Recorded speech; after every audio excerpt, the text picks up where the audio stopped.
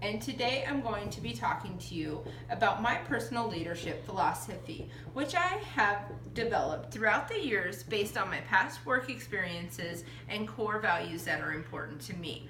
After studying many different leadership styles in my A-League classes, it has become my goal to become an authentic leader. Having a personal leadership philosophy will help me establish this base and pinpoint me in the right direction to becoming an authentic leader. It also helps people understand what drives you as a leader, what your expectations are, and in turn what they can expect from you as a leader. I have been placed in many different leadership situations, both formal and informal, at work and during my time at UNL. These expectations have given me valuable knowledge that is helping me develop my own personal leadership philosophy.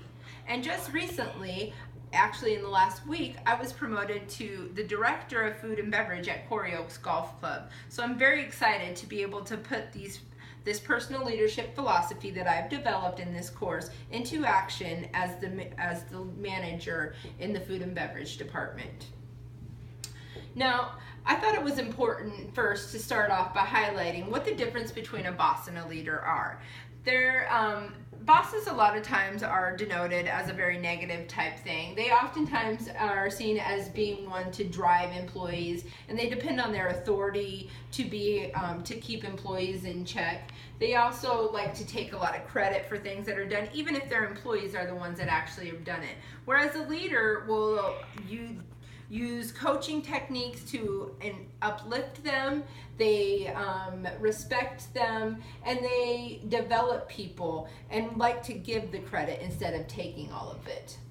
Now, in order for me to become that leader that I'm looking at becoming, I first, like I said, wanted to talk about my core values that have influenced me throughout my career. I do believe honesty is one of the most important core values that one can establish. It builds trust and respect in both your work and with your employees and coworkers. So that is one thing that I think you should definitely start with.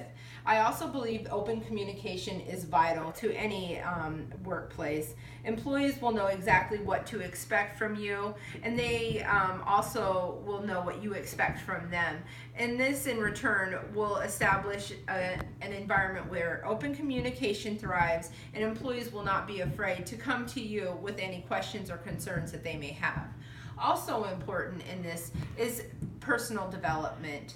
Being able to continue to grow as a person and to be open and receptive to new and innovative ideas will not only benefit you and your employees, but will also benefit the company as a whole. So incorporating these core values along with my past work experiences that we will now focus on is leading me in the right direction. So I have worked in the last 15 years for 3 major companies. I worked for over 9 years for Emeritus in many different aspects. I was very excited when I first came there and thought I was going to be a lifelong employee that just moved their way up the corporate ladder. Unfortunately, due to a lot of micromanaging and lack of freedom, I very soon got deflated morale and was disengaged with my work. Unfortunately, I wasn't the only one that felt this way, and they had a high turnover rate and lost a lot of good employees because these employees wanted to move on and try to find healthier work environments. My next employer after I left Emeritus was Quarry Oaks, which is a golf club, and my boss there was an older lady, and she was more of an authoritarian type of leader. She insisted upon being involved in every detail of the company, and she also would use negative tones and words to speak to her employees to try to keep them in their place and ensure that everybody knew she was in charge. But then I had a great experience at the Courtyard Marriott in Lincoln. I had 2 bosses that gave me a lot of freedom. I was the supervisor and worked second shift and was in charge of pretty much all the employees there. And that freedom allowed me to utilize my personal leadership style, and as long as we were getting the work done, and I didn't have one bad experience there. So now that you understand what my past work history is, what my core values are, you can see how those things are incorporated and influencing me into becoming an authentic leader.